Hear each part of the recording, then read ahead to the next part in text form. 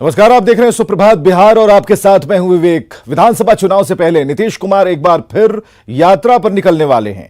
मकसद साफ है, पर्यावरण के प्रति लोगों को जागरूक करना, लेकिन चुनावी साल है और चुनाव में एक साल से भी कम का वक्त बचा है। ऐसे में विपक्ष यात्रा पर तंज कस रहा है।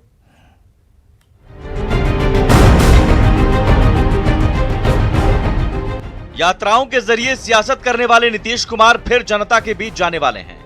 नीतीश पहले भी यात्राओं के जरिए जनता का मूड भांपते रहे हैं। अगले साल विधानसभा चुनाव होना है और इस बार जल जीवन हरियाली यात्रा की तैयारी है। शुरुआत 3 दिसंबर को पश्चिम चंपारण से होगी। पहले चरण की यात्रा में नीतीश 4 जिलों का दौरा करेंगे। 3 दिसंबर को पश्चिम चंपारण, 4 दिसंबर को पूर्वी चंपारण, 5 दिसंबर को सिवान और 6 दिसंबर को गोपालगंज की यात्रा होगी। मकसद जल जीवन हरियाली योजना के बारे में लोगों को जागरूक करना है। साथ ही पहले से चल रही योजनाओं की समीक्षा भी होगी। और जल जीवन हरियाली जो माननीय मुख्यमंत्री जी का लक्ष्य है, इसको अगर बिहार में हम लोग अगर 50% भी लागू कर लिए तो बिहार की परिस्थितियां बदल जाएगी। जल जीवन हरियाली पर सरकार 24,000 करोड़ रुपए खर्च करने वाली है। योजना के तहत तालाबों को अतिक्रमण से मुक्त कराने, नदी, कुआं, आहर पईन की सफाई होगी। साथ ही बड़े पैमाने पर पेड़ लगाए जाएंगे। सत्ता पक्ष इसे महत्वाकांक्षी योजना बता रहा है, तो विपक्ष का कहना है कि सीएम को पहले की यात्राओं के दौरान किए वादे का हिसाब देना चाहिए। लेकिन नीतीश कुमार जी जब भी यात्रा पर निकले तो बिहार का भला हुआ है। जमीन पर गए हैं, जाकर के उन्होंने वहाँ की असलियत को देखा है और आकर के उसमें आमूल चमूल परिवर्तन उन्होंने किया है। तो यात्रा पर निकल रहे हैं और इसका हम लोग स्वागत करते हैं। हर जगह यात्रा में एनडीए के लोग बढ़ चढ़ के उनके साथ रहने वाले हैं। 15 वर्ष होने को है। अब पहले हिसाब देना चाहिए कि पहले जिन जिन यात्रा पर ये निकले थे, उस यात्रा में जो वायदे किए गए थे उसका क्या हुआ, काम हुआ धरातल पर या नहीं। जल जीवन हरियाली यात्रा के बहाने नीतीश कुमार एक तीर से 2 निशाना साधना चाहते हैं।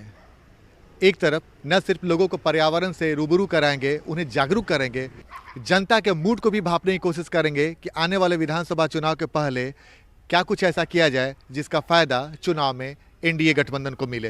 कैमरामैन मनोज के साथ आनंद अमृतराज, न्यूज 18 नेटवर्क, पटना। तो मुख्यमंत्री नीतीश कुमार कल से एक बार फिर यात्रा पर निकल रहे हैं और इसे विधानसभा चुनाव 2020 की तैयारी के तौर पर देखा जा रहा है। खैर, सियासत की चाल अपनी जगह है, लेकिन नीतीश कुमार के इस दौरे के बहाने इलाके में विकास की बहार जरूर आ गई है।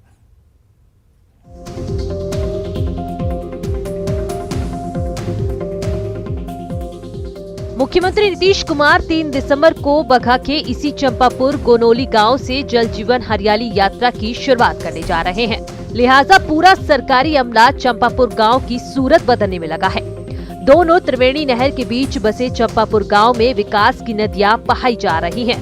वार्ड संख्या 3 में हर घर को बिजली, पानी और गली मोहल्लों को सड़क से जोड़ा जा रहा है।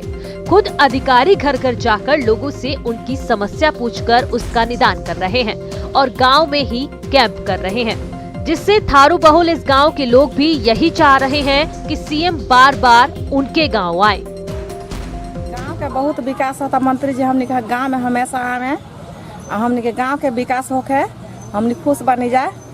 हमने बहुत हमने यहाँ के जनता मंत्री कहले से हमने बहुत खुश बनी जाए। पंचायत में हमने गांव में हम हर साल मंत्री जी आए। मुख्यमंत्री मने आवत रहन, हमेशा आई हैं हमने के खुश बनी सा ना, विकास होके चाहिए। आने से तमाम विभाग सक्रिय हो गए हैं और क्षेत्र का विकास हो रहा है। सारे अफसर लगे हुए हैं। आदर्श गांव के रूप में विकसित किए जा रहे चंपापुर गोनोली गांव में 11.5 एकड़ में फैले नरन तालाब को अतिक्रमण मुक्त कराकर जीर्णोद्धार और सौंदर्यीकरण का काम कराया जा रहा है, जिसमें तालाब के चारों ओर वॉकिंग स्लॉट से लेकर झूला लगाने का काम शामिल है। साथ ही तालाब को मछली पालन के लिए भी योग्य बनाया जा रहा है, क्योंकि यहीं से मुख्यमंत्री जल जीवन हरियाली मिशन योजना का उद्घाटन करेंगे। वैसे इस योजना को मिशन मोड में लेकर काम किया जा रहा है और इस गांव में योजना की सभी थीम को बारी बारी से उतारने की तैयारी की जा रही है। सौंदर्यीकरण के लिए हम लोग प्लांटेशन 5 यूनिट लगा रहे हैं। साथ ही पाथवे बना रहे हैं फेबर ब्रेक ब्लॉक का, और उसके में बेंच, लोगों को बैठने के लिए बेंच लगाया जाएगा, जिसमें 15-16 बेंच लगाए जाएंगे। 4 झूला लगाया जा रहा है और उसका सौंदर्यीकरण करके उसको बेहतर बनाया जाएगा। तो कल तक जो गांव अपनी बदहाली पर आंसू बहा रहा था, मुख्यमंत्री की यात्रा की शुरुआत के साथ ही उसकी किस्मत भी बदल गई है। अब मुख्यमंत्री की इस यात्रा का आगे कितना असर होगा, ये तो वक्त बताएगा, लेकिन यहाँ की जनता को फिलहाल खुश होने का एक बेहतर बहाना मिल गया है। मुन्ना राज, न्यूज़ 18, बगहा। तो सवाल है कि 2020 में महागठबंधन का नेता कौन होगा और किसके नेतृत्व में चुनाव लड़ा जाएगा। इसे लेकर अभी से ही महागठबंधन में खींचतान शुरू हो गई है। एक तरफ बड़े जनाधार के दम पर लालू प्रसाद की विरासत संभाल रहे तेजस्वी यादव ताल ठोक रहे हैं, तो दूसरी तरफ अपने खोए जनाधार को पाने के लिए उपेंद्र कुशवाहा ने दमखम लगाना शुरू कर दिया है। पिछले एक हफ्ते में उपेंद्र कुशवाहा ने अनशन कर जिस तरह से सुर्खियां बटोरी हैं, उससे कुशवाहा एक बार फिर फ्रंट फुट पर हैं और उनके अनशन तोड़वाने के लिए तेजस्वी समेत कई बड़े नेताओं को अस्पताल पहुंचना पड़ा। लेकिन कुशवाहा की इस रणनीति से विपक्षी खेमे में खलबली मची है। आरजेडी तेजस्वी के आगे किसी को भाव देते नहीं दिख रहे, तो इस पूरे प्रकरण पर बीजेपी चुटकी ले रहा है। विपक्ष के नेता तेजस्वी यादव हैं, तो आंदोलन उपेंद्र कुशवाहा क्यों कर रहे हैं? उपेंद्र कुशवाहा बिहार में अपनी राजनीतिक जमीन तलाश रहे हैं। उपेंद्र कुशवाहा तेजस्वी यादव से आगे निकलने के चक्कर में हैं, और ये जो मुकेश सहनी और बाकी जो लोग हैं, वो सब लोग अपने फिराक में हैं। तो ये जो महागठबंधन है, इसमें कम से कम 6-7 सीएम के उम्मीदवार हैं, लेकिन बिहार में सीट एक है सीएम की और वैकेंसी नहीं है। तो आपस में नेतृत्व की लड़ाई है और ये वर्चस्व की लड़ाई है, ये रहेगी। उपेंद्र कुशवाहा जी हमारे सहयोगी हैं, हमारे शुभचिंतक हैं, तेजस्वी यादव जी के शुभचिंतक हैं। तब न जाकर के हम लोग सभी लोग तेजस्वी यादव जी गए और उनसे अनुरोध किया, उन्होंने अनशन अपना तोड़ा। महागठबंधन की ताकत दिखी, इसी से विरोधी परेशान है। ये ताकत जब तक सत्ता से उखाड़ कर फेंक नहीं दिया जाएगा बिहार सरकार को और फिर 2024 में केंद्र की सरकार को, तब तक ये ताकत बरकरार रहेगी और फिर आगे रहेगी। 4 दिनों का जो आमरण अनशन हुआ, 5वें दिन तेजस्वी यादव को अपने जाना पड़ा। वो बाध्य होकर के कहीं न कहीं उपेंद्र कुशवाहा सीन में बढ़ते हुए नजर आ रहे थे। निश्चित तौर पर तेजस्वी के लिए एक बड़ी चुनौती उन्होंने कर दिया है ये आमरण अनशन पर बैठ करके, और ये मैसेज उन्होंने, वही तो हम कह रहे हैं कि नीतीश कुमार को भी उन्होंने टारगेट किया और तेजस्वी को भी उन्होंने एक तीर से दोनों निशाना उन्होंने किया है उपेंद्र कुशवाहा ने। आगे बढ़ती खबरों में, लगातार हो रही वाहन दुर्घटना के बावजूद राजधानी पटना में नाबालिग चालकों पर अंकुश नहीं लग पा रहा है। आलम यह है कि राजधानी की सड़कों पर नाबालिग चालक बगैर लाइसेंस के बेधड़क ई रिक्शा चला रहे हैं। पुलिस मूक दर्शक बनी है। 2-3 बार भर चुके। लाइसेंस का लाइसेंस नहीं धराया था तो पैसा धरते हैं। जी हाँ, तो ये हाल है बिहार की राजधानी पटना का, जहां नाबालिग ई रिक्शा चालक धड़ल्ले से मोटर व्हीकल एक्ट की धज्जियां उड़ा रहे हैं और अपने साथ साथ यात्रियों की भी जान को मुश्किल में डाल रहे हैं। पटना की सड़कों पर धड़ल्ले से दौड़ रही ई रिक्शा की हैंडल बड़ी संख्या में नाबालिग ड्राइवर के हाथों में है, जो गाड़ी चलाने के योग्य नहीं है, और जो योग्य हैं वे भी सिपाही की मुट्ठी में 1500 थमाकर कानून के फंदे से बच निकलते हैं। कितने साल से चला रहे हो गाड़ी? करीब करीब हो गया 6 महीने से। लाइसेंस कहाँ? लाइसेंस नहीं बनवाए हो? जी नहीं। पुलिस पकड़ती है तो क्या करते हो? जी पुलिस पकड़ते हैं, अभी तो छानबीन हुए थोड़े देर पहले। कितनी बार फाइन दिए हो? फाइन 2-3 बार भर चुके। फाइन देते हो, छूट जाते हो, फिर चलाने लगते हो? जी। इधर भी है? अच्छा, कितना पैसा लगता है फाइन? फाइन में ले लेते हैं 500, 1000। लाइसेंस कहाँ? लाइसेंस नहीं। अप्लाई किए हो? अप्लाई नहीं किए अभी तक। पुलिस नहीं पकड़ती है? पकड़ती है। क्या करते हो? वही फाइन देते हैं। कितनी उम्र है तुम्हारी? 18 साल। 18 साल। लाइसेंस बनवा लिए? नहीं बनवाए? गांधी मैदान से लेकर पटना जंक्शन, बेली रोड, बोरिंग रोड और राजीव नगर समेत तमाम इलाकों में जिधर भी नजर दौड़ाइए, आपको बड़ी संख्या में ऐसे ही नाबालिग ड्राइवर ई रिक्शा चलाते नजर आ जाएंगे। यात्रियों को भी इनके साथ सफर करने में डर लगता है, लेकिन मजबूरी के आगे सब कुछ चलता है। डर तो लगता है, अब क्या करें, व्यवस्था ही वैसा बनाया गया, अब सरकार इस पर कोई सुनवाई ही नहीं करे तो इसमें हम लोग क्या कर सकते हैं। गलत एक्सीडेंट हो सकता है, उसको भी प्रॉब्लम है, पैसेंजर को भी प्रॉब्लम हो सकता है। तो नाबालिग और बिना लाइसेंस के ड्राइवर कानून की धज्जियां उड़ा रहे हैं और जिन पर जांच करने की जिम्मेदारी है वे बेफिक्र होकर मुंह में पान दबाए तस्वीरों को झुठलाने में लगे हैं। अफसर लोग जहाँ फाइन होता है अब अफसर लोग ने उसके बारे में बताएगा। हम लोग तो देख रहे हैं, आप लोग रोक नहीं करते हैं क्या? करते हैं नहीं। आपके सामने में चल रहा है, यहीं पर देख रहे हैं। कहाँ देख रहे हैं? लाइसेंस रहता है उन लोगों के पास? लाइसेंस रहता है? लाइसेंस रहता है, जिसको रहता है, जिसको नहीं रहता उसका फाइन होता है। दरअसल नए मोटर व्हीकल एक्ट के मुताबिक नाबालिग ड्राइवर की गाड़ी से दुर्घटना होने पर किसी की मृत्यु होने पर 25,000 रुपए का जुर्माना देना होगा और ऊपर से 3 साल की जेल होगी, जबकि बिना लाइसेंस की गाड़ी चलाने पर 5,000 रुपए का जुर्माना प्रावधान है। लेकिन पटना की सड़कों पर गाड़ी चला रहे ना तो नाबालिग ड्राइवर पर कार्रवाई हो रही है और न ही बिना लाइसेंस गाड़ी दौड़ाने वाले पकड़े जा रहे हैं। राजधानी पटना में नाबालिग चालकों को पुलिस का जरा भी खौफ नहीं है, तभी तो धड़ल्ले से ई रिक्शा चला रहे हैं और कानून को ठेंगा दिखा रहे हैं। सवाल उठता है कि आखिर इन नाबालिग चालकों को छूट किसने दी है। कैमरामैन मनीष जुनेजा के साथ रजनीश कुमार, न्यूज़ 18 पटना। हैदराबाद में हुई गैंग रेप मामले के बाद एक बार फिर बेटियां सुरक्षा पर सवाल उठा रही हैं। महिला सुरक्षा से जुड़े तमाम कानून और बहसों के बावजूद देश में अपराध घट नहीं रहा। पटना की सड़कों पर भी बेटियां सुरक्षित महसूस नहीं करती। हैदराबाद में हुए गैंग रेप के बाद पूरा देश आक्रोशित है। एक रिपोर्ट की माने तो पूरे देश में हर 1 घंटे में 4 रेप होते हैं। मेरे साथ पटना की कुछ छात्राएं मौजूद है, हम इनसे पहले बात करते हैं। पटना में कितना सुरक्षित महसूस करती हैं आप? सुरक्षित तो कहीं महसूस नहीं करते हैं। ये कंट्री ही ऐसा हो गया है कि अब कहीं पे भी सेफ फील करना, और अभी जो हुआ है आए दिन हर दिन सुनने को मिलता है कुछ, कभी ईव टीजिंग, कभी रेप, गैंग रेप, हर दिन कुछ ना कुछ तो मिल ही रहा है। तो हम लोग ऐसे में कैसे सेफ फील कर सकते हैं? सबसे ज़्यादा प्रॉब्लम तब होती है जब कभी अच्छे से आप तैयार होके जाते हो तो बहुत कॉन्शियस आप हो जाते हो, क्योंकि आसपास लोग बहुत कमेंट करते हैं। और सबसे बुरी लगती है कि जब ग्रुप बना के लड़के बैठ जाते हैं और आपके जैसे आप निकल जाते हैं उसके बाद वो कमेंट करते हैं और हंसते हैं, तो खुद पे लगता है कि कहाँ से हमने कुछ गलत कपड़े पहने जिसकी वजह से वो लोग ऐसा बोल। तो पटना की भी सड़कों पर बेटियां बेहद डरी रहती हैं। न जाने कब उनके साथ क्या हो जाए। 2019 में अब तक महिला उत्पीड़न के 433 मामले महिला हेल्पलाइन में दर्ज हो चुके हैं, जिसमें घरेलू हिंसा को छोड़ दें तो दूसरे नंबर पर छेड़छाड़ के मामले दर्ज हुए हैं जो 95 हैं, जबकि तीसरे नंबर पर दहेज के मामले हैं। यानी बेटियां न घर में सुरक्षित हैं और न ही बाहर। सजा होगा, आजीवन कारावास हो, जो भी हो, सजा होगा तबे लड़का सब डरेगा। वो तो जाता है महीना, 6 महीना, 2 महीना, 1 महीना में बेल पर छूट जाता है, फिर और पक्का होकर निकलता है।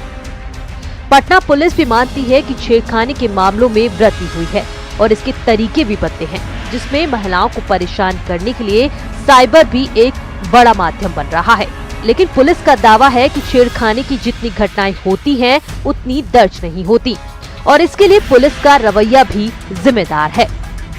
जो छेड़खानी होती है, जो school, college, tuition, market, shopping के टाइम जो छेड़खानी होती है वो उसकी रिपोर्टिंग बहुत कम होती है। इसमें दोनों की भागीदारी है। पुलिस का भी रवैया हम लोग का उतना अच्छा नहीं रह पाता है और विक्टिम भी डरा होता है, इसलिए विक्टिम भी रिपोर्ट नहीं करता है। अगर ऐसे, इसलिए हम लोग रीच आउट प्रोग्राम चला रहे हैं। हैदराबाद की घटना से पूरा देश जहां सिहर उठा है, लोगों के अंदर गुस्सा फूट पड़ा है, क्योंकि पुलिस की नाकामी और कार्रवाई की कछुआ चाल मनचलों का मनोबल बढ़ा रही है और बेटियां खौफ में जीने को मजबूर हैं। Nancy, news 18 Patna. चलिए अब बात करेंगे बेगूसराय के राजेंद्र सेतु की स्थिति की, जो बिल्कुल जर्जर है। दुर्घटना की संभावना यहां दिखती है और रेल प्रशासन ने NHAI को चिट्ठी लिखी है। पुल पर सड़क परिचालन को पूरी तरह से बंद करने का निर्देश दिया है और इसे जानने के बाद आम लोग परेशान हैं।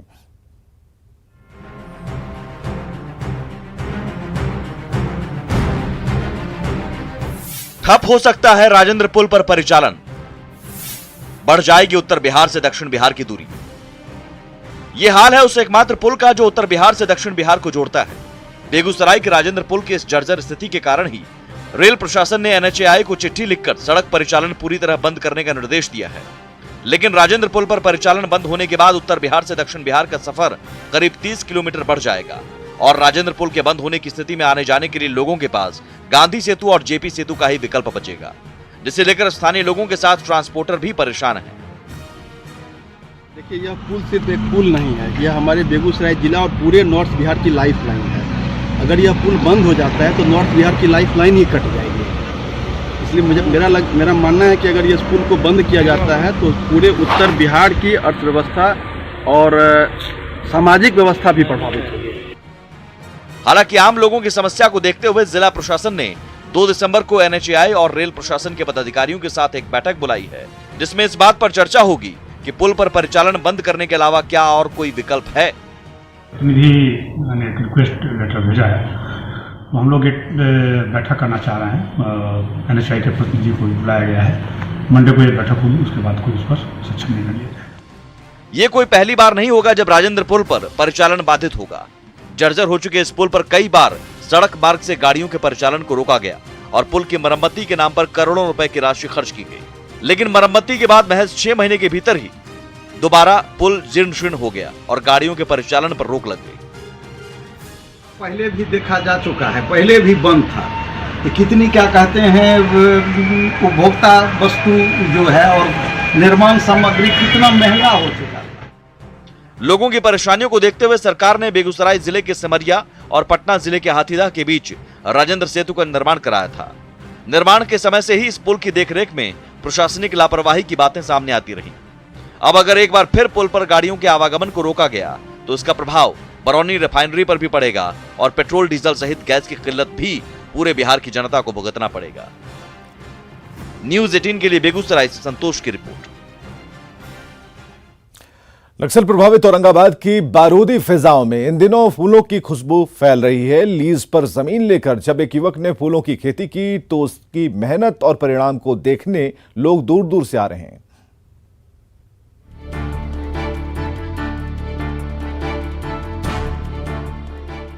फूलों के खेत में व्यस्त ये शख्स संतोष है, जिसे बीए पास करने के बाद जब 7 सालों तक कोई नौकरी नहीं मिली तो बेचैन हो उठा और रोजी रोटी के लिए लीज पर जमीन लेकर उसने फूलों की खेती शुरू की, वो भी बिना किसी अनुभव के। लेकिन संतोष की मेहनत और लगन रंग लाई और आज उसका चेहरा भी ऐसे ही फूलों की तरह खिल रहा है, क्योंकि फूलों की खेती ने न सिर्फ उसकी जिंदगी बदली है बल्कि एक नई पहचान भी दिलाई है। फूल का खेती से फायदा बढ़िया है। इसको 3 महीना लगता है टाइम तैयार करने में और 3 महीना ही फूल देता है। ये सरकार से कोई सहायता मिली है क्या? जी, सरकार से सहायता तो कुछ नहीं मिला, अगर मिलता तो और कुछ आगे बढ़ते। कई जिले के लोग यहाँ आकर इस फूल की खेती को देखते हैं और संतोष से यह जानकारी लेते हैं कि आप जो फूल की खेती करते हैं इसके लिए मिट्टी की आवश्यकता कैसी है, क्या उर्वरक देते हैं। सरकार कहती है कि 2022 तक किसानों की आय दोगुनी करनी है, लेकिन कैसे, इस बात की अधिकांश किसानों को जानकारी ही नहीं है। लेकिन कुटुंबा प्रखंड के चिलहक्की निवासी संतोष की लगन और लीक से हटकर खेती पर जिले के उद्यान पदाधिकारी ऐसे लोगों की मदद करने की बात कर रहे हैं। ये पौधों में जैसे मेंथा हो गया, सतावर हो गया, एलोवेरा हो गया, तुलसी हो गया, इन फसलों की खेती यदि करते हैं तो उसमें भी 20,000 रुपये प्रति हेक्टेयर की दर से प्रोत्साहन राशि अनुदान के रूप में किसानों को दी जा रही है। बहरहाल नक्सल प्रभावित औरंगाबाद के जिस इलाके में कल तक बारूद की गंध आती थी, आज उसी इलाके में बारूद की जगह फूलों की खुशबू ने ली है और ये फूल लोगों की जिंदगी में खुशबू बिखेरने के साथ ही उनके जीवन में रंग भी भर रहे हैं। संजय कुमार सिन्हा, न्यूज़ 18, औरंगाबाद। अगली खबर है पूर्णिया से, जहां दूसरों को सुरक्षा देने वाले होमगार्ड जवान आज खुद असुरक्षित हैं। जर्जर छत के नीचे होमगार्ड के जवान रहने को विवश हैं और पिछले कई सालों से इनके दर्द की दास्तां किसी ने नहीं सुनी और जान बचाने के लिए जवान जंग लड़ रहे हैं। होमगार्ड की हुंकार। कोई पदाधिकारी नहीं, वेतन जो है हम लोगों को 3 महीना 4 महीना के बाद मिलता है। वो बहुत करने के बावजूद भी वो वेतन नहीं मिल पाता है। जर्जर भवन में जवान। बरसात का सीजन आता है तो पूरे पानी चू करके अंदर में रहता है, हम लोग ठीक ढंग से नहीं रह पाते हैं। जान बचाने की जंग। जान बचाने के लिए, सुरक्षा के लिए हम लोग बरामदे पर रहते हैं, बरामदे पर भी वही हाल है। अनसुनी रही शिकायत। कई बार हम लोग शिकायत भी किए, तो अच्छा हो जाएगा टाइम लेते हैं, लेकिन अभी तक कंप्लीट नहीं हुआ। गुलाबबाग बाजार समिति मंदिर में तैनात रक्षक खुद सुरक्षा की जंग लड़ रहे हैं। जर्जर भवन के चारों ओर जंगल ने इन जवानों की जिंदगी को जहन्नुम बना दिया है। होमगार्ड के जवान ऐसी हालत में ड्यूटी करने को मजबूर हैं, जहां पीएम मोदी के महत्वाकांक्षी सपने स्वच्छ भारत अभियान की हवा निकल रही है। जर्जर भवन में जवानों को न शौचालय है और न ही शुद्ध पानी नसीब हो रहा है। ऊपर से पहाड़ जैसे ड्यूटी की हुंकार इनसे रोके नहीं रुक रही। भादों के मास में जब बरसात का सीजन आता है तो पूरे पानी चू करके अंदर में रहता है। हम लोग ठीक ढंग से नहीं रह पाते हैं। हम लोगों का जान बचाने के लिए, सुरक्षा के लिए हम लोग बरामदे पर रहते हैं। बरामदे पर भी वही हाल है। मकान का स्थिति इतना खराब है जो कब टूट कर गिरेगा नहीं गिरेगा कहना कठिन है। कई बार हम लोग शिकायत भी किए तो अच्छा हो जाएगा टाइम लेते हैं, लेकिन अभी तक कंप्लीट नहीं हुआ। कब नीचे गिर जाएगा इसका कोई ठिकाना नहीं है और सांप बिच्छू यहाँ आते जाते रहते हैं। हम लोग भय के कारण से सो नहीं पाते हैं। समय से वेतन नहीं मिल रहा। हालत ये है कि जंग बहादुर अपने घर से राशन लाकर किसी तरह अपना पेट भरते हैं और सरकार के सच्चे सिपाही बनकर 18 घंटे ड्यूटी निभा रहे हैं। फिर भी इन पर धृतराष्ट्र सिस्टम की नजर नहीं पड़ रही। गुलाबबाग मंडी के विकास के लिए 16 करोड़ रुपए का आवंटन कर दिया गया, लेकिन इनके आवास के मरम्मत के नाम पर सिस्टम मौन हो गया। हालांकि जनप्रतिनिधि जवानों की ऐसी दशा पर आला अधिकारियों से बात करने का आश्वासन जरूर दे रहे हैं। सुरक्षा कर्मी है, उनका भवन जर्जर है, ये मैं देखा नहीं हूँ, लेकिन आप बता रहे हैं तो मैं वहाँ के जो अधिकारी हैं उससे बात करके और संबंधित जो अधिकारी हैं उन तक बात पहुँचाने का काम करूँगा ताकि उसका तुरंत जीर्णोद्धार हो, ताकि उनको कोई कठिनाई नहीं हो। इन लोगों ने कई बार पदाधिकारियों से शिकायत की, लेकिन आज तक पदाधिकारियों द्वारा कोई ध्यान नहीं दिया गया। ऐसे में कभी भी कोई बड़ी दुर्घटना हो सकती है। कुमार प्रवीण, न्यूज़ 18।